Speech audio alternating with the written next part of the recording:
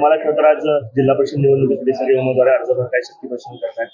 काय नेमकी भूमिका आहे, कारण आपल्या विरुद्ध सर्व अशा पद्धतीची निवडणूक करण्याचा प्रयत्न करू शकतात.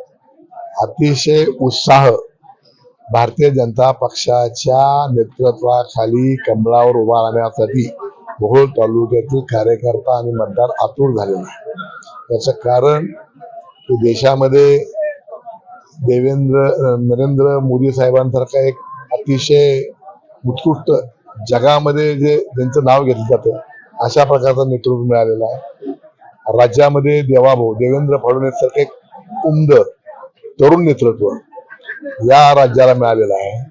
आणि सुदैवानं आमच्या जिल्ह्याला पालकमंत्री अतिशय कणखर अशा प्रकारचा मिळालेला असल्यामुळं हा समन्वय साधून आल्यामुळं मोहोळ तालुक्यामध्ये भारतीय जनता पक्षमय अशा प्रकारचा हा तालुका झालेला आहे. आणि दुसरीकडे सगळे एकत्र आले त्याचं कारण की त्यांना माणसंच मिळालं नाहीत, म्हणून करता सर्व पक्ष एकत्र येऊन निवडणूक लढवण्याचा प्रयत्न करतात. पण अतिशय केविलवाणी परिस्थिती त्यांची येत्या निवडणुकीमध्ये होणार आहे. आपण बघितलं असेल की ज्यांच्या कधी आघाड्या नाही त्या वरच्या लेवलला ते सगळेच लोक पक्षित त्यांच्या पक्षाची नैतिकता नीती हे सगळं सोडून या तालुक्यामध्ये भारतीय जनता पक्षाचं वारू आवरण्याचा प्रयत्न करत आहेत.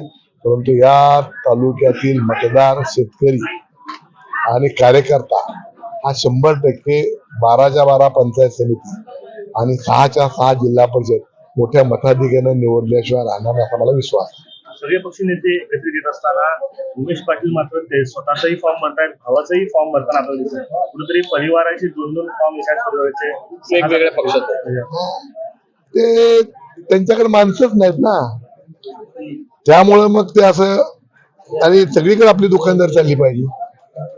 आमच्याकरता कार्यकर्ता आहे ह्याची नाळ मतदारांची आहे, ह्याची नाळ तालुक्याच्या विकासाची. पुढचे जे लोक आहेत यांची तालुक्याच्या विकासाची नाळ नाही.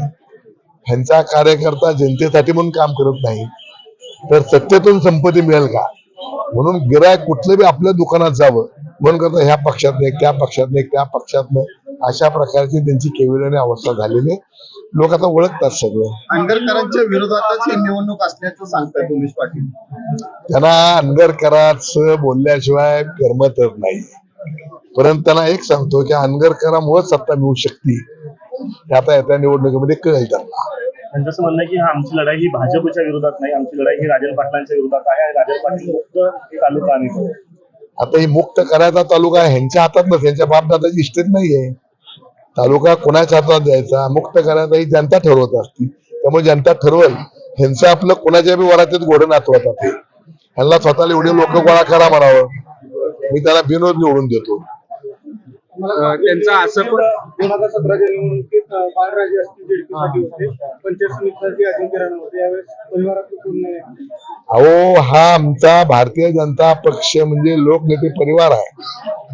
आम्ही या भारतीय जनता पक्षामधला प्रत्येक कार्यकर्ता हा आमच्या कुटुंबातला आमचा सहकारी असा आम्ही समजतो. त्यामुळे बाळराजे पाटलांवर जेवढा माझा विश्वास असेल किंवा त्याच्याकडे जेवढं माझं लक्ष असेल त्याच्यापेक्षा किंबहुना थोडं जास्त लक्ष या तालुक्यातल्या आमच्या कार्यकर्त्यावर असेल. कार्यकर्ते मोठे झाले की संघटना मोठी होती आणि म्हणून करता कार्यकर्त्यांना संधी देण्याचा ही वेळ आहे, म्हणून आम्ही कार्यकर्त्यांना संधी देत आहोत. कुरुल असेल किंवा नरखेड असेल या ठिकाणी आम्ही भाजपचे उमेदवार म्हणून नाही तर राजन पाटील म्हणूनच त्यांच्या विरोधात लढणार आहे. कारण त्यांनी प्रत्येक वेळेस तुम्हाला चॅलेंज दिलेलं आहे की तुम्ही नरखेड मधून उभा राहावा किंवा 6 पैकी कुठल्याही जिल्हा परिषद मधून उभा राहावा. 1-to-1 फाईट झाली पाहिजे. कुणाची चॅलेंज स्वीकारायचं असतं? चॅलेंज स्वीकारायचं असतं की आपल्या बरोबरच्या माणसाची. उभं कुणाची चॅलेंज स्वीकारायचं लोक हसतील मला. पैलवान आपल्या ताकदीत असला पाहिजे. उभे एखाद्या असल्या पैलवान कशी काय ताकद